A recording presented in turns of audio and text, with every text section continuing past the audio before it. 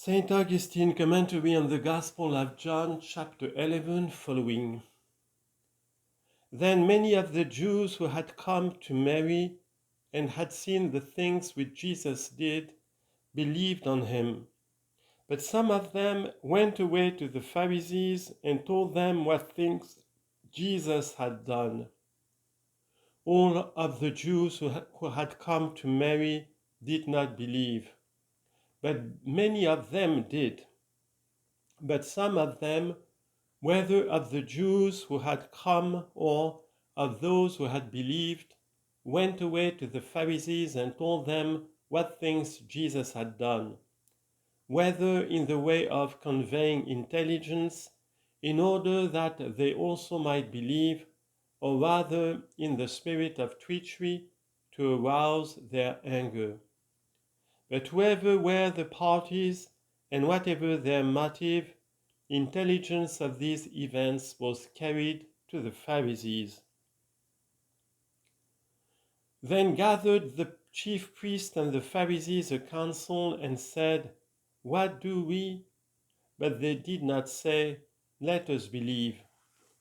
For these abandoned men were more occupied in considering what evil they could do to effect his ruin than in consulting for their own preservation, and yet they were afraid and took counsel of a kind together. For they said, "What do we? For this man does many miracles. If we let him thus alone, all men will believe on him, and the Romans shall come and take away both our place and nation." They were afraid of losing their temporal possessions, and thought not of eternal life. And so they lost both. For the Romans, after our Lord's passion and entrance into glory, took from them both their place and nation, when they took the one by storm and transported the other, and now that also pursues them, which is said elsewhere, "But the children of the kingdom shall go into outer darkness." Matthew chapter 8, verse 12. But this was what they feared, that if all believed on Christ, there would be none remaining to defend the city of God and the temple against the Romans.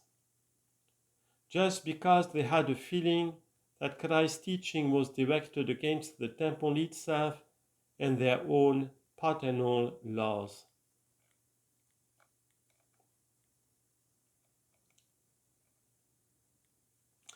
And one of them, named Caiaphas, being the high priest that same year, said unto them, "You know nothing at all, nor consider that it is expedient for us that one man should die for the people, and that the whole nation perish not." And this spoke he not of himself, but being high priest that year, he prophesied. We are here taught that the spirit of prophecy used the urgency even of wicked men to foretell what was future, which, however, the evangelist attributes to the divine sacramental fact that he was pontiff, which is to say the high priest. It may, however, be a question in what way he is called the high priest of that year, seeing that God appointed one person to be high priest, who was to be succeeded only at his death by another. But we are to understand that ambitious schemes and contentions among the Jews led to the appointment afterwards of more than one, and to their annual turn of service. For it is said also of Zacharias that it came to pass that, while he executed the priest's office before God in the order of his course, according to the custom of the priest's office, his lot was to burn incense when he went into the temple of the Lord. Luke chapter 1, verse 8 and 9. From which it is evident that there were more than one, and that each had his turn, for it was lawful for the high priest alone to place the incense on the altar. Exodus chapter 30, verse 7. And perhaps also there were several in actual service in the same year, who were succeeded next year by several others, and that it fell by lot to one of them to burn incense. What was it then that Caiaphas prophesied? That Jesus should die for the nation, and not for the nation only, but that also he should gather together in one the children of God that were scattered abroad. This is added by the evangelist, for Caiaphas prophesied only of the Jewish nation, in which there were sheep of whom the Lord himself had said, I am not sent but unto the lost sheep of the house of Israel. Matthew chapter 15, verse 24. But the evangelist knew that there were other sheep which were not of this fold, but which had also to be brought, that there might be one fold and one shepherd. Chapter 10, verse 16. But this was said in the way of predestination, for those who were still unbelieving were as yet neither his sheep nor the children of God.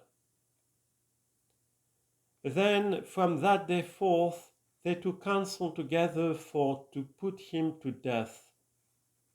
Jesus therefore walked no more openly among the Jews, but went thence into a country near to the wilderness, into a city called Ephraim, and there continued with his disciples. Not that there was any failure in his power, by which, had he only wished, he might have continued his intercourse with the Jews, and received no injury at their hands, but in his human weakness he furnished his disciples with an example of living, by which he might make it manifest that it was no sin in his believing ones, who are his members, to withdraw from the presence of their persecutors and escape the fury of the wicked by concealment, rather than inflame it by showing themselves openly.